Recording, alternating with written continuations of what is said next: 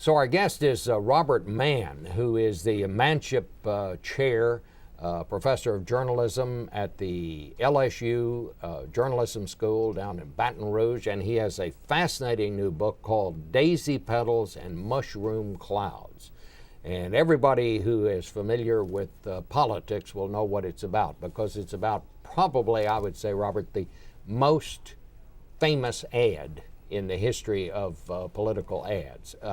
Just so everybody knows what we're talking about, it was 1964, Barry Goldwater running against Lyndon Johnson, and the Democrats ran this ad, and we're going to take a look at it right now. 1, 2, 3, 4, 5, 7, 6, 8, 9, 10, 9, 8, 7, 6, 5, 4, 3, 2, 1, 0. These are the stakes. To make a world in which all of God's children can live, or to go into the dark.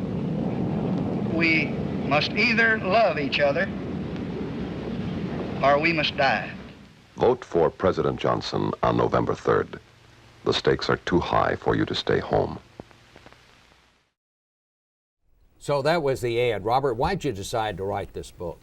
Well, because it was widely considered to be the most famous and notorious ad in American political history, and yet it showed one time on that night of September 7th, 1964. Everybody talks about it. Everybody's seen it 100 times on YouTube and everything since then.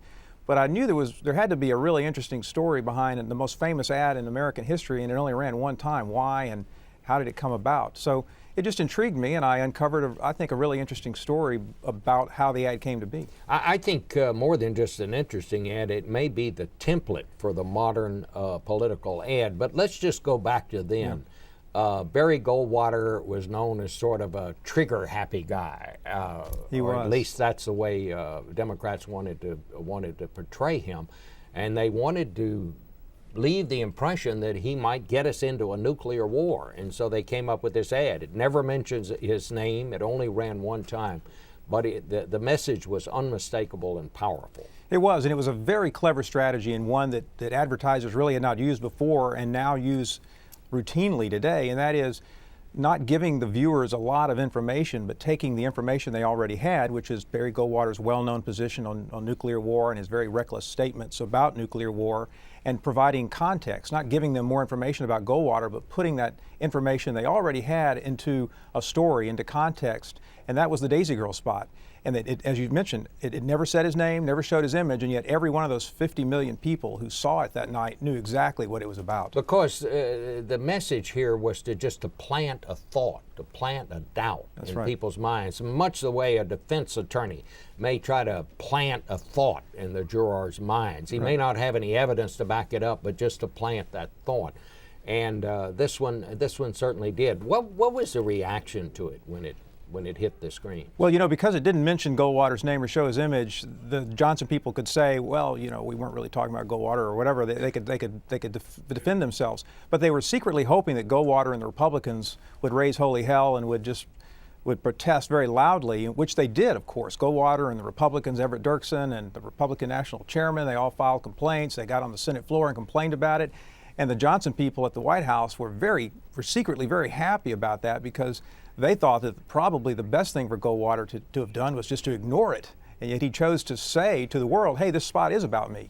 Do you think they realized how powerful it was? I mean, why did they only run it once, as a matter of fact? Well, I think for one thing, they didn't have to run it again. In those days, as you know, there were 3 networks, and so they were guaranteed a huge audience. They ran it one time, got 50 million people. Later that week, all 3 television networks ran it again in its entirety on their newscasts.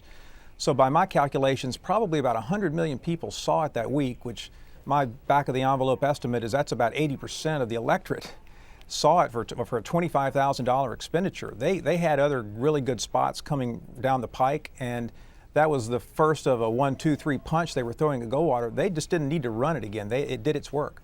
How did they happen to put it together? Was this something they stumbled on, or how did this come about? Well, that's part of the story in this book, is how it came to be. There was a guy, Tony Schwartz, that's pretty well known in political advertising, who for years claimed that he and he alone did the spot. Turns out they got the idea from him because he was a sound man and had experimented with children and children counting. And from that, they got the idea to do it. And the ad firm that was working for Johnson got the idea to do it. But it was something that had no research behind it, in the sense of they didn't do any audience research. They didn't test it in a focus group like you would today. They just sort of threw it up there and not really knowing what the reaction would be, whether it would be really good or really bad. And they were some surprised, in fact, that it was a good response, that it was as effective as it was. You know, it's hard for us to believe in the world of television ads that we see now, but this was really kind of the first of its kind. It was. It was. Before that, as you may remember, there was Stevenson and Eisenhower and Kennedy and Nixon running for president and not really doing spot advertising. For one thing, they were preempting television newscasts, 15, 20, 30-minute broadcasts, these shows, and just running their campaign speeches or abbreviated versions of their campaign speeches. And candidates generally didn't use spot advertising, and they generally didn't use creative advertising principles. And so this was really the first campaign that relied almost solely on creative advertising principles, commercials produced by a Madison Avenue campaign firm that had done the groundbreaking spots for Volkswagen and other products at that time. And this was the first time that politics had been treated creatively and advertised creatively as soap and soup and cereal. And we see the the grandchildren, I guess it would be a way to say it, of this ad. Last year, we certainly saw Hillary Clinton. That's right. Ran something that was derivative of this. She did. There's a spot that Johnson ran, a little 15-second spot of a phone with the hotline with the light blinking and no one answering it, and that was copied by Clinton. The Daisy Girl spot itself has been used this election cycle, and in 2008 and 2000 and previous to that in 1996. Everybody tries it. It never has quite the same effect that it did in 1964, but people are always trying to hit that magic again.